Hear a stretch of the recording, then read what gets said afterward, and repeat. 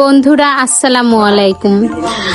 আজকে মা অনেক কিছু রান্না করে পাঠিয়েছে, তো কি কি রান্না করে পাঠালো আপনাদের সাথে একটু শেয়ার করি।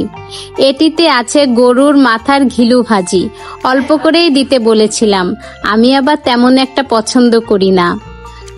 আর এই যে বাটিটাতে দিয়েছে, এই বাটিটাতে দিয়েছে বোধহয় গরুর মাংস ভুনা, গরুর মাংস রান্না করে দিয়েছে। বন্ধুরা আপনাদের একটা বিষয় বলি, আমরা অনেক সময় দূরের পথে যাওয়ার সময় একটু বাড়ি থেকে তরকারি রান্না করে নিয়ে যাই, এতে করে যে রান্নার ঝামেলাও থাকে না। বন্ধুরা এই বাটির পাশে যদি টেপ মেরে নিয়ে যান তাহলে কিন্তু ঝোল পড়ারও ভয় থাকে না, খুবই ভালো হয়, একবার ব্যবহার করে দেখবেন। এই বাটিটিতে দিয়েছে কচুরমুখী, বরবটি, চিংড়ি মাছ দিয়ে একটা ঝোল তরকারি করে। আর এই বাটিটাতে কি দিয়েছে আপনাদের সাথেই দেখা যাক।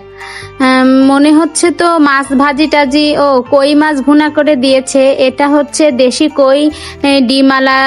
বন্ধুরা এই যে বাটির পাশে টেপ মারার বুদ্ধিটা কিন্তু আমি আবিষ্কার করেছি, আপনারা একবার একটু ব্যবহার করে দেখবেন, খারাপ না।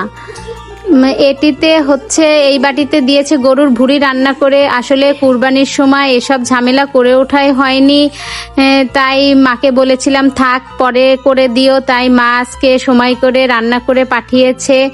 গরুর ভুঁড়িটা অবশ্য রান্না করে ফ্রিজেই রেখেছিল।